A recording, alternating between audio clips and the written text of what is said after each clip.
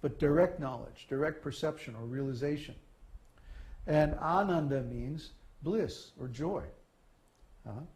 So the soul is this Sat, Chit, Ananda, Vigraha, means form.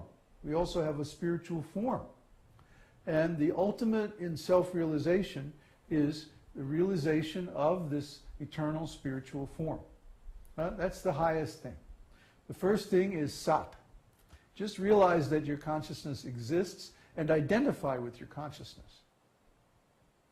That's the real self. Everything else is simply reflected in your consciousness, like a mirror. But consciousness is the real thing. How do you become aware of consciousness? I can't explain it. You just do it. Just keep trying until you can do it. Because you can do it. That's the most important thing. Most important thing is to be aware that you are consciousness and you can become aware of your consciousness.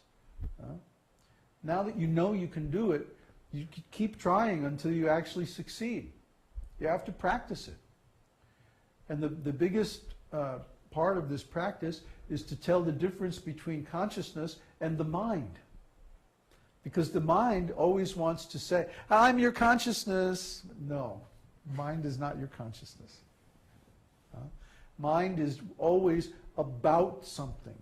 Mind is always in terms of symbols, whether they're impressions of the senses or memories of things that happened before, or imagination, or worries, or whatever.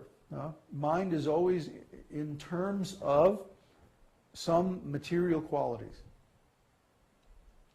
But spirit is pure consciousness. I don't know how many times I have to say that. Because we need to separate what is spiritual from what is material. And spiritual has these three qualities, Sat, Chit, Ananda.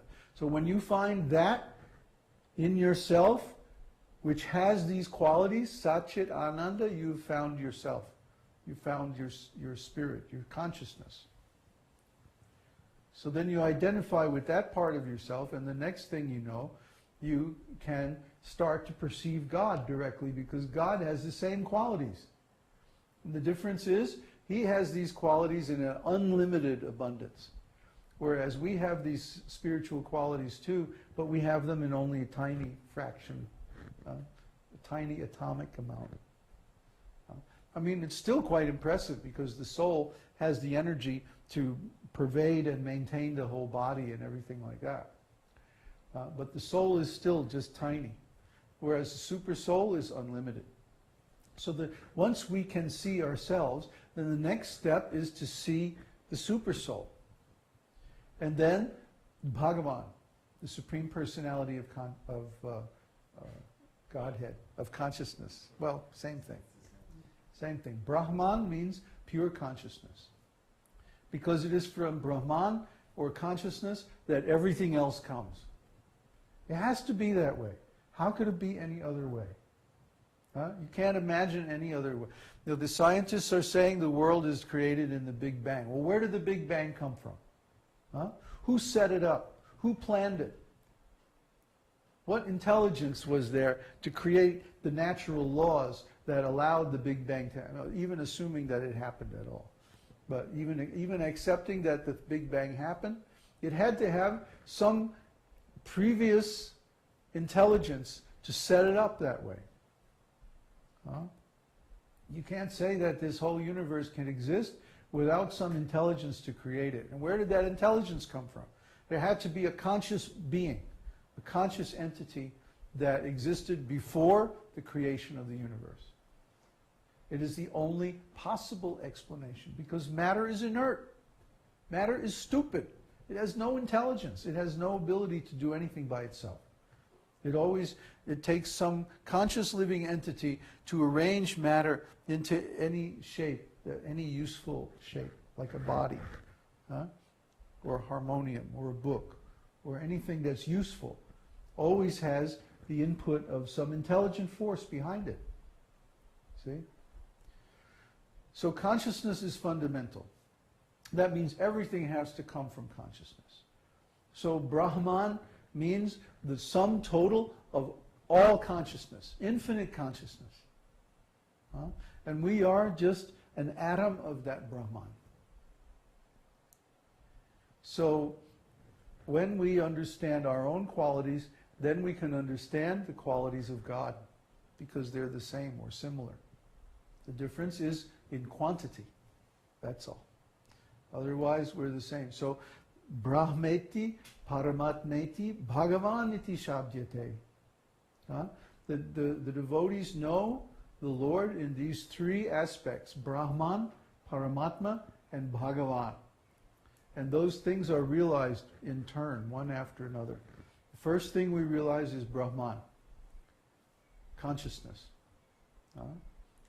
And then we realize the Paramatma, and then we realize Bhagavan. Directly, not just in theory. Although, yeah, we have to know the theory to understand what we're doing. The theory is necessary but not sufficient for actual self-realization. To attain actual self-realization, we have to practice. And that means we have to sit down, close the door, shut off the senses, go inside, and discriminate between mind, intelligence, false ego, and actual consciousness or self. And once we can do that, not just think about it, not just talk about it, but actually do it, that's self-realization. That's Brahman realization. And then everything comes from there. Everything grows from there. Why is it that Srila Prabhupada spoke on Bhagavad Gita 2.13 more than any other verse in the scriptures? He gave more classes over his 12 years of preaching all around the world. He gave more, by far, by like more than twice as much. He gave something like 36 classes on this one verse, Bhagavad Gita 2.13. What is that? Never was there a time when I did not exist, nor you, nor all these kings, nor in the future shall we ever cease to be. That's what he's saying. That was the most important thing Prabhupada had to say to us. Because why? If you don't understand that, if you don't realize it, then you can't realize anything more in spiritual life. You see? The devotees in general get this wrong. They think that somehow or other, by chanting Hare Krishna, without doing any serious meditation, you realize Krishna. And I say no. How can you realize Krishna if you have not realized yourself? This is called self-realization. How can you just jump to the platform of Bhagavan realization if you have not realized the Paramatma and Brahman? How is it possible? See, it's not possible. We have to become mystics. We have to do the work. We have to gain that insight. And yeah, you can do it while you're chanting Hare Krishna. But it's still the same realization. So if somebody has to ask, how do I realize that I'm consciousness? Or how do I perceive my own consciousness? Or how do I direct the consciousness to perceive itself?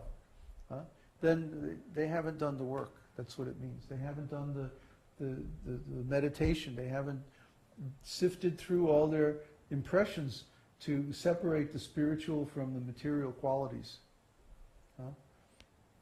Yeah, it's very subtle. It's very difficult. Most people never make it. But that's the truth. That's what self-realization really is. And there's no way, no magic formula that I can give you that will automatically let you realize it. You have to work it out for yourself. There's some things a teacher can do and some things that you have to do yourself. And it's an irreducible truth. So we can give you the tools, the conceptual tools especially, and we can encourage you that, hey, this is possible, but you have to do the work. Okay? Any more questions? From Carl. Babaji, a follow-up to my earlier question.